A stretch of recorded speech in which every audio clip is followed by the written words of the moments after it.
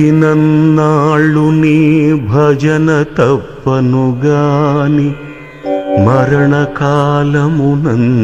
మరతునేము.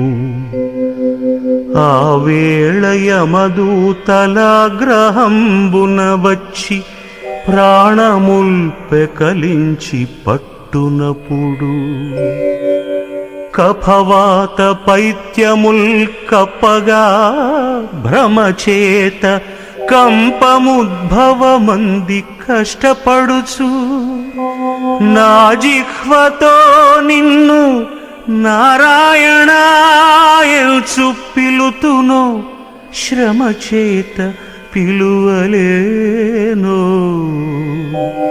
నాటికిప్పుడే భక్తి నీ నామ భజన తలచెదను చెవిని వినవయ్య దయ.